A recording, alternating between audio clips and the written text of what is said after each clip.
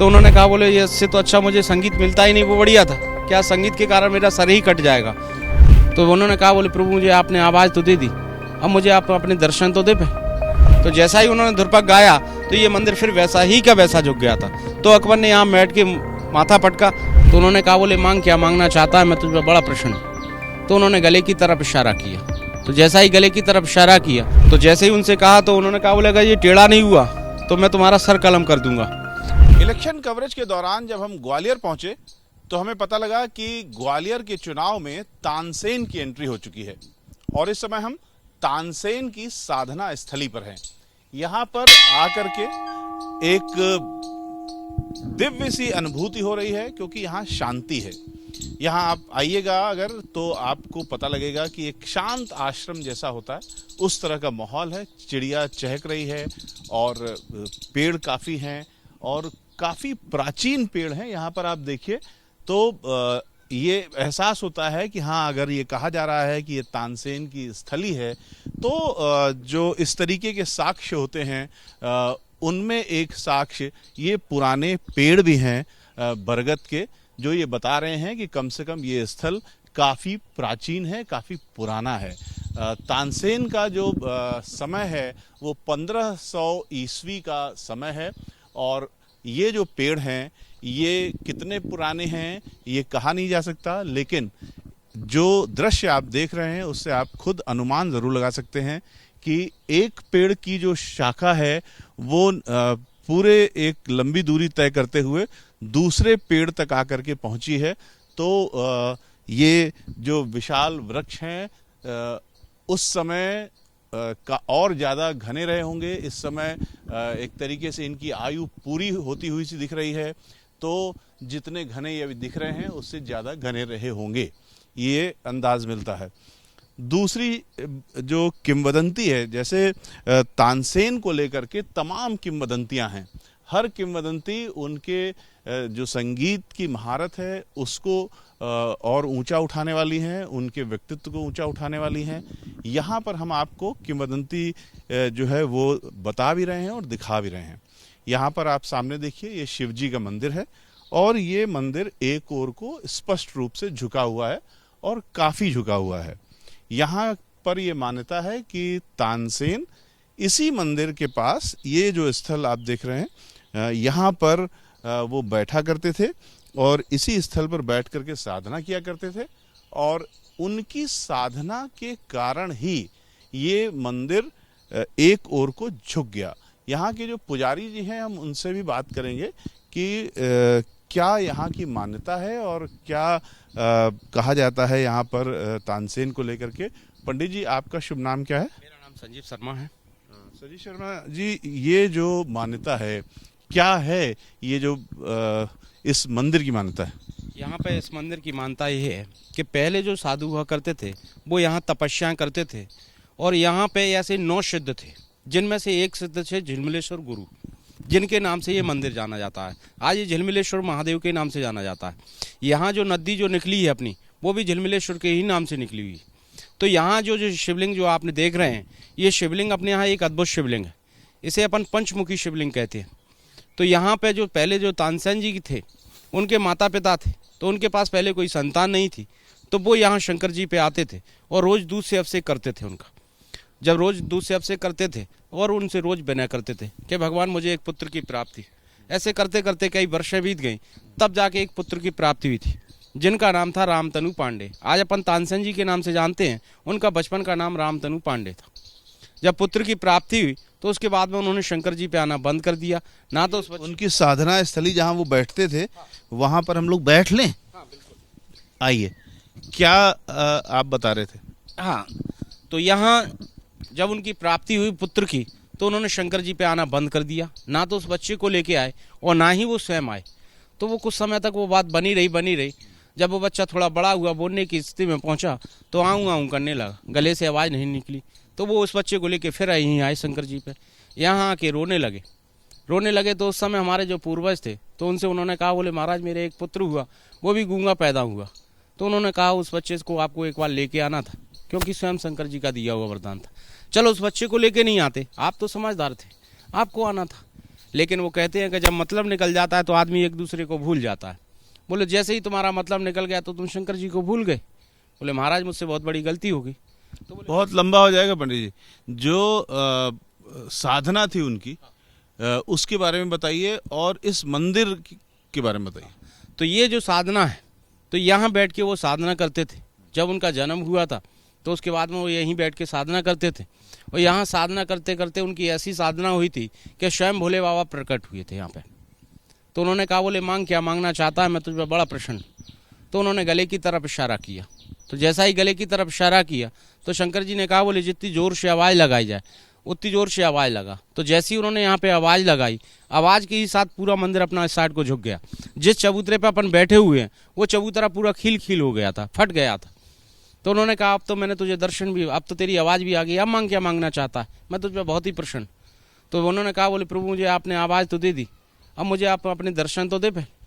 तो जैसे ही शिवलिंग के दर्शन दिए उन्होंने शिवलिंग में से, तो शिवलिंग भी उसी साइड को झुक गई अपनी। तो उन्होंने कहा अब मांग क्या मांगना चाहता है। बोले अगर देना ही चाहते हैं भोले बाबा तो मुझे ऐसा वरदान दें जिससे मेरा नाम हो। तो बोले मांग क्या मांगना चाहता है। बोले संगीत में मुझे ऐसा बना दे कि मेरे जैसा कोई होने ना पाए। तो भोले बाबा ने खुश होकर वरदान दिया। ये अपन ये कह लें कि स्वयं सरस्वती उनकी जीवा पे ऐसी विराजमान हुई थी कि वो यहाँ बैठ के कौन सा भी राग छेड़ते थे तो पूरे जीव जंतु उनके बगल में आके बैठ जाया करते थे। भर गर्मियों में मेघ मल्हार गाते थे तो भर गर्मियों में उसमें बारिशें आ जाती थी। यहाँ पर जो शिवलिंग है वो काफ़ी प्राचीन है, लेकिन चौकोर है, वो शिवलिंग के आकार में नहीं है। जिस शिवलिंग के आकार, जिस तरह से शिवलिंग है जो आपने देखी होंगी सब जगह गोल शिवलिंगें होती हैं, लेकिन अपने यहाँ गोल नहीं है, अपने यहाँ चौकोर है, क्योंकि ये स्वयं ही जमीन से निकली हुई शिवलिंग है, स्वयंभू है। हाँ। और इस पे कुछ लिखा भी हुआ है। हाँ, इस पर कुछ लिखा हुआ है, लेकिन उसकी आज तक किसी ने पहचान नहीं कर पाई है कि इस पर क्या लिखा हुआ है। वो लिपि नहीं पढ़ी जा सकती, क्योंकि वो लिप जो लिखी है वो ऐसे भाषा में लिखी है कि उसका भाषा कोई करना ही नहीं पड़ता। तो यहाँ पर जो स्थल है ये साधना स्थल नाम से जाना जाता है, और एक आश्रम है ये जो पूरा इलाका है ये किस नाम से जाना जाता है? झिलमिलेश्वर महादेव के नाम से जाना जाता है।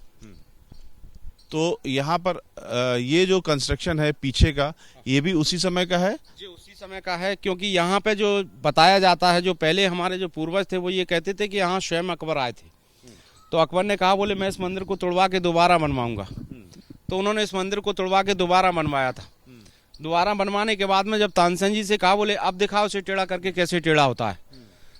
तो जैसे ही उनसे कहा तो उन्होंने कहा बोले अगर ये टेढ़ा नहीं हुआ तो मैं तुम्हारा सर कलम कर दूंगा। तो उन्होंने कहा बोले ये इससे तो अच्छा मुझे संगीत मिलता ही नहीं, वो बढ़िया था, क्या संगीत के कारण मेरा सर ही कट जाएगा। तो उन्होंने बैठ के भोले बाबा के सामने बैठ के विनय की, और विनय करने के बाद में जैसा ही उन्होंने वो किया, तो जैसे ही विनय करने के बाद में, जैसे आज कहते हैं ध्रुपक, आज ध्रुपक यहीं का देन है, तो जैसा ही उन्होंने ध्रुपक गाया तो ये मंदिर फिर वैसा ही का वैसा झुक गया था। तो अकबर ने यहाँ बैठ के माथा पटका, माथा पटकने के बाद में ये आमने सामने की दोनों दानालें बनवाई थी, और यहीं बैठ के 9 रत्नों में से तानसेन जी को 1 रत्न में घोषित किए थे। ये अकबर के समय का ही बनवाया हुआ है, अकबर के द्वारा? ये अकबर के ही समय का बनवाया, अकबर ने ही बनवाए थे ये। तो इस तरीके से जो यहाँ की मान्यताएं हैं वो तानसेन को, उनका जो व्यक्तित्व है उसको ऊंचा उठाने वाली है। तानसेन का नाम रामतनु पांडे था ये बताया जाता है, और अकबर के नवरत्नों में तो वो थे ही, और उनका जन्म 1500 ईस्वी बताया जाता है और निधन 1586 यानी 86 साल के होकर के वो मरे थे। खास बात यह है कि संगीत सम्राट तानसेन की जो नगरी ग्वालियर है उसके लिए कहावत है कि यहाँ बच्चे रोते हैं तो सुर में और पत्थर लुढ़कते हैं तो ताल में। ये इस ग्वालियर के लिए एक किंवदंती है। जिस तरीके से तानसेन को लेकर के तमाम किंवदंती है, तो तानसेन के ही व्यक्तित्व को और ऊंचा उठाने वाली एक ये भी किंवदंती है। तो इस तरीके की किंवदंतियों से भरा हुआ है जो तानसेन का इतिहास है। यहाँ पर जो पूरा आश्रम है ये, यहाँ अगर आप आएंगे तो आपको जो प्राकृतिक वातावरण है वो भी बहुत अच्छा लगेगा, और तानसेन के बारे में यहाँ के जो आसपास के लोग हैं वो जो बातें बताते हैं वो सुन कर के भी आपको तमाम नई बातें तानसेन के बारे में पता लगेंगी। तानसेन ने दीपक राग गाया, उनको मजबूर किया गया। तानसेन के जो विरोधी थे अकबर के दरबार में, उन्होंने अकबर से कहा कि सिर्फ तानसेन दीपक राग गा सकते हैं, तो उनसे गवाइए। लिहाजा तानसेन को गाना पड़ा और कहा जाता है कि उससे अकबर के दरबार में ही तानसेन के जो बदन में काफ़ी ज़्यादा गर्मी पैदा होने लगी और फिर पूरे माहौल में गर्मी पैदा होने लगी। उससे जो दरबार के लोग हैं वो दरबार छोड़ के जाने के लिए विवश हुए और फिर तानसेन भी काफ़ी ज़्यादा गंभीर रूप से बीमार हो गए और उसके बाद वो गुजरात गए। वहाँ पर मेघमल्हार गाया गया, एक बादशाह की बेटी के द्वारा, जो स्थानीय सामंत थे संभवतः, उनकी बेटी के द्वारा मेघमल्हार गाया गया। उससे उनका स्वास्थ्य लाभ हुआ। इस तरीके की अनेकों किंवदंतियां हैं तानसेन को लेकर के, और एक से बढ़कर एक किंवदंती है। खुद तानसेन मेघमल्हार गाते थे तो बारिश होने लगती थी, इस तरीके की किंवदंतियां हैं। हालांकि जो दीपक राग है उसके बारे में कहा जाता है कि आज के समय में दीपक राग के बारे में जानकारी नहीं मिलती है। उससे मिलते जुलते कुछ राग हैं, लेकिन कौन सा राग दीपक राग था इसकी जानकारी आज नहीं है।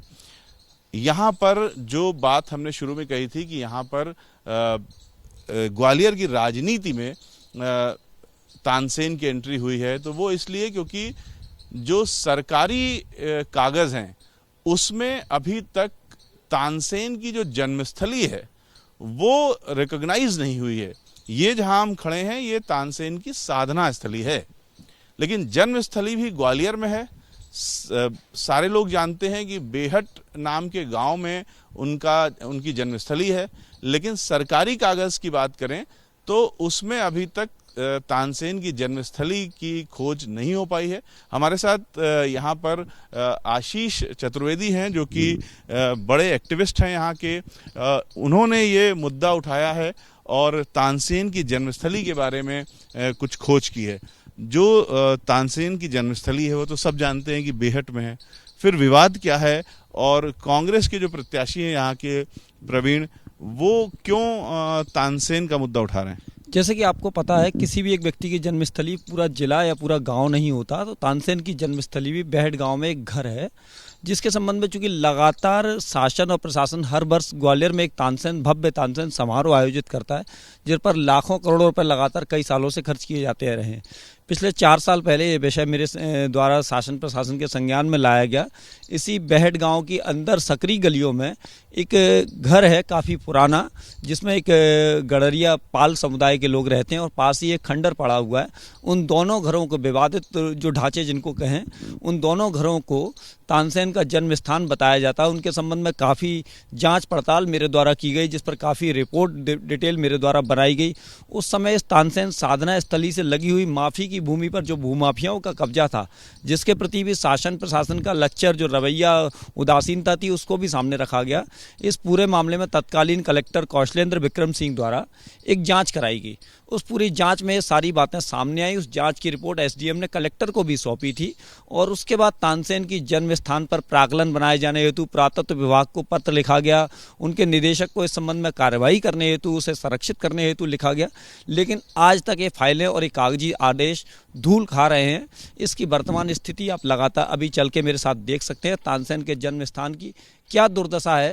तानसेन, सुर सम्राट तानसेन वो हैं कि भारत के नाम का पर्यायवाची हैं। अगर विदेशों में जो लोग जाते हैं, मेरे कई सारे जानने वाले लोग हैं जो विदेश से लौट कर आए, उन्होंने बताया विदेश में वो स्थिति है कि भारत का नाम लो, लोग कहते हैं अच्छा तानसेन की कंट्री, तानसेन। उस तानसेन के देश को, आज तानसेन के जन्म स्थान को और तानसेन के गांव को अगर उस तरीके से अनदेखा कर दिया गया तो प्रशासन के लिए बड़ा ही। अभी क्या स्थिति है? वह खंडर की स्थिति में पड़ा हुआ। अभी आपको चलकर मैं दिखा। सरकारी कागज में, सरकारी कागज फाइलों में धूल खा रहे हैं। फाइलें टेबल दर टेबल। सरकार अभी ये मानती है कि जन्मस्थली उनकी कहाँ है? सरकार पूरे बेहट को उनकी जन्मस्थली मानती है। बेहट में एक जो घर है जो मेरे द्वारा बताया गया, वो कागजों में फाइल दर फाइल घूम रहा है। अभी तक उसको सरकारी मान्यता नहीं मिली। बिल्कुल, अभी सरकारी मान्यता नहीं मिली, पर सरकार ने उसको खारिज भी नहीं किया है। तो हम चलेंगे और वो जन्मस्थली भी देखेंगे जो बताया जा रहा है कि बेहट गांव में जो पर्टिकुलर मकान तानसेन की जन्मस्थली है, उस जन्मस्थली को भी देखेंगे। ग्वालियर के बेहट गांव में हम हैं और इसी गांव में तानसेन की साधना स्थली देखने के बाद अब हम पहुंचे हैं साधना स्थली से करीब 2 किलोमीटर की दूरी पर स्थित ये एक किले नुमा एक अहाता है, जिसके अंदर माना जा रहा है कि तानसेन का जन्म हुआ था। इस तरीके के 2 प्रेमाइसेस हैं यहाँ पर और इसके 20 कदम की दूरी पर एक और घर है। उस घर में तानसेन का जन्म हुआ था या यहाँ हुआ था, ये अभी तय होना बाकी है। हालांकि जो सरकारी कागज हैं उनमें अभी कुछ भी तय नहीं है कि जो ये घर हम आपको दिखा रहे हैं, ये एरिया या बगल का घर, वो भी सरकार की ओर से अभी चिन्हित नहीं है। यहाँ पर हमारे साथ आशीष चतुर्वेदी हैं, जिन्होंने सरकारी तौर पर कुछ ऐसी प्रोसीडिंग्स की हैं जिसके अनुसार इनका कहना है कि सरकार आगे चल कर के ये माने कि ये स्थली तानसेन की जन्म स्थली है, उसके लिए क्या कानूनी कार्रवाई हुई है। आशीष, क्या कुछ अब तक हुआ है इस मामले में कि तानसेन का घर, तानसेन का जन्म स्थल एग्जैक्टली चिन्हित हो सके? तानसेन का जो यहाँ आप मेरे साथ खड़े हैं ये, और यहाँ से 50 मीटर दूर आप सामने जो नीला मकान, बड़ी बिल्डिंग देख रहे हैं, ये दोनों बिल्डिंगें तानसेन के जन्म स्थान और परिजनों के माने जाते हैं। पुरानी किंवदंतियाँ, पुराने लोग जो पुरातन काल से इस गांव के 40 साल जो सरपंच रहे, जो उस मकान में निवासरत हैं, उनका स्वयं का बताना, उनके पूर्वजों द्वारा जो उनको बताया गया, इसी गाँव के इसी घर में, और वहाँ अंदर जो एक मड़ा है वहाँ तानसेन रहा करते थे, वहीं उनका जन्म हुआ था। और उसके बावजूद भी लेकिन चूंकि शासन और प्रशासन लगातार जो ग्वालियर, और वो ग्वालियर का नाम तानसेन की वजह से विश्व पटल पर जाना जाता है, पूरे बेहट गांव को तानसेन की जन्म। कानूनी प्रक्रिया क्या चल रही है? कानूनी प्रक्रिया के तौर पर जब मैंने इस बात के प्रमाण शासन के पास रखे, कलेक्टर और पुरातत्व विभाग के पास, तो पुरातत्व विभाग ने इस संबंध में जांच हेतु कलेक्टर ने निर्देशित किया पुरातत्व विभाग के निदेशक को। जांच वर्तमान में प्रचलित है और उस जांच का क्या हुआ, क्या निष्कर्ष हुआ, आज तक तय नहीं कर पाई। शासन और प्रशासनिक टेबलों पर वो जांच धूल खा रही है। तो जहां हम खड़े हैं, ये कहा जा सकता है कि यही जन्म स्थल है तानसेन का? ये तानसेन का घर है, क्योंकि ये और वो दूसरा घर दोनों ही एक ही परिजनों के हैं। या तो ये स्थल या वो स्थल, जहां दोनों में से कहीं एक घर में तानसेन का जन्म हुआ, लेकिन तानसेन पले बड़े इन्हीं दोनों घरों में। दोनों घरों में से किस में ज्यादा संभावना है तानसेन के जन्म की? तानसेन के जन्म की संभावना, चूंकि ये उन्हीं के परिजनों के, उन्हीं के पूर्वजों के, तानसेन जो रामतनु पांडे थे, उनके माता पिता जब शांत हो गए थे तो भेड़ बकरियां और गाय चराकर वो जीवन यापन करते थे। तो बाद में पाल जो गडरिया समुदाय जो भेड़ बकरी चराने का काम करता है, उनके समुदाय में रहकर उन्होंने अपना जीवन यापन किया। तो जो गडरिया समुदाय के लोग हैं वो उस घर में रहा करते थे। तो ऐसा संभावना यह व्यक्त की गई है कि रामतनु पांडे, उनके माता पिता यहाँ रहा करते होंगे। जब माता पिता के देहावसान बाद वो उस गडरिया परिवार के साथ उस मकान या उस परिवार में निवास करते रहे होंगे। यानी तानसेन का जन्म संभव है इसी घर में हुआ जहां हम लोग खड़े थे। अब हम लोग दूसरे घर में आ गए हैं। बाल्यकाल बीता, वो आगे नीली बिल्डिंग जो हम देख रहे हैं, वो नीली बिल्डिंग पुराने 40 साल इस गांव के सरपंच रहे उन गडरिया समुदाय की है, और उनका परिवार आज भी उसमें निवास करता है। और उसके अंदर अगर आप जाएंगे तो अंदर जाके एक पुराना मढ़ा, जिसको कमरा है, उस कमरे में ही उनका बचपन का जीवन बीतना बताया जाता है। तो ये पाल परिवार का घर है बिल्कुल इस समय। हाँ। तो यहाँ पर कोई है जिससे हम लोग बात कर सकेंगे? हम कोशिश कर रहे हैं कि भीतर जाएं और यहाँ पर बातचीत करें कि अभी जो लोग रहते हैं उनकी क्या मान्यता है, क्या वो इस बात को इंडोर्स करते हैं कि यहाँ पर तानसेन का जन्म हुआ होगा या हो सकता है। पहले तो ये घर देखिए, पीछे का जो पोर्शन है वो नया बना है और एकदम पीछे का जो कमरा है वो पुराना है। बाकी बीच का हिस्सा नया बना है, लेकिन ये काफ़ी पुराना कमरा है, आप देखिए। और इसके लिए कहा जाता है कि ये पुराने समय से चला आ रहा है। ये खुल जाएगा? भूसा भरा हुआ है उसमें, खोल दो खोल दो। तो ये कितना साल पुराना होगा ये घर? जी तो बहुत पुराना है, पापा ही को पता होगा। ये घर इनके, चूंकि पिताजी से भी मैं मिल चुका हूँ, इनके दादाजी से भी मिल चुका हूँ मैं। ये घर क्या, हाँ जी, तो ये घर उनके द्वारा बताया जाता कई वर्षों पुराना है। उनके दादा परदादा, मतलब 1500 में जब उनका जन्म हुआ तब का तो ये स्ट्रक्चर नहीं लग रहा है। नहीं, इसको मेंटेन इनके द्वारा बार बार, जैसे आप पुरानी दीवारें देख रहे हैं, पुराने खंडे दीवारें देख रहे हैं, इसको बार बार इनके द्वारा मेंटेन किया जाते रहा है। तो ये वो दूसरा स्थल है और दोनों स्थल काफी कम दूरी पे हैं, करीब 50 से 100 कदम की दूरी पर ये दोनों स्थल है। ये जो कमरा है और ये जो एक छोटा सा एरिया है, यहीं पर तानसेन का जन्म हुआ होगा, ये माना जा रहा है। हालांकि जो सरकारी दस्तावेज हैं उसमें अभी तक ये दोनों ही जो घर हैं ये अभी तक चिन्हित नहीं है, लेकिन इतना तय है कि तानसेन इस घर में पले बढ़े और उनका बचपन बीता। जिस घर में हम खड़े हैं उसे तानसेन की जन्मस्थली माना जा रहा है। यहाँ इस घर में जो लोग इस समय रह रहे हैं, आप इसी घर में रह रहे हैं? हाँ, इसी घर में रह रहे हैं, इसी घर में रह रहे हैं। तो क्या नाम है आपका? रामवीर बघेल। तो क्या कहानी है यहाँ की, आप लोग क्या जानते हैं बचपन से? हम तो बचपन से यही जानते हैं कि यहाँ पर मतलब जी आप लोग आते रहते हैं, यही देखने वाले कि ये तानसेन की जगह है, और पापा बताते रहे घर वाले लोग, यहीं पर आते रहते हैं। क्या बताते हैं पापा लोग? कि ये जगह है, यहाँ पर रहते थे, पुरखा बताते रहे, पापा जी के पूर्वज पापा बताते रहते ऐसे। ये बताया कि यहाँ पर जन्म हुआ था तानसेन का? सुनते थे, बताते थे, आप तो पता नहीं मगर सुनते थे। क्या क्या जानकारी आप लोगों को? मेरे को यही जानकारी है, वो जन्म उनका यहीं का है बैठ का, और यही जगह मतलब बताए जाते हैं। हमारे जो मतलब बुजुर्ग हैं, बाप दादाजी, उनके यही सुनना आता है कि यही जगह है, मतलब उनकी जन्म यहीं हुआ है, मतलब उनका। तो कभी कोई सरकारी अफसर आकर के यहाँ पर उसने कुछ किया? नहीं, अभी तक तो कुछ नहीं किया। देख के मतलब चले जाते हैं, मतलब अभी तक कुछ किया नहीं। आते हर साल मेला होता है यहाँ झिलमिल में तानसेन पे, जो मतलब वहाँ पे संगीत होता है, तो हर साल आते हैं, मतलब देख के चले जाते हैं मतलब। लेकिन सरकारी अफसर आते हैं यहाँ पे? हाँ, आते हैं हर साल आते हैं, बीच में भी आ जाते हैं। आप बताइए कि यहाँ पर आपको क्या जानकारी है इस जगह के बारे में? हमारे तो जही जानकारी के आते तो जही देख जाते, फोटो खींच ले जाते, और पुरखा हमारे कातरा आते तो हम यहीं सुनते रहते। कौन आता है यहाँ पे? जी सरकारी आते जी, देख फोटो खींच ले जाते, लेकिन किया कुछ नहीं। हाँ, और हम नहीं जानते कदे हमारा जन्म भाई। तो ये वो घर है जहाँ पर तानसेन का जन्म हुआ, ऐसा माना जा रहा है। लेकिन बहुत सारे सरकारी अधिकारी हर साल यहाँ पर आते हैं, घूम करके पर्यटन करके चले जाते हैं, लेकिन इसे सरकारी मान्यता आज तक नहीं मिल पाई है। कैमरामैन रवीश पांडे के साथ रविकांत, एबीपी न्यूज़, ग्वालियर।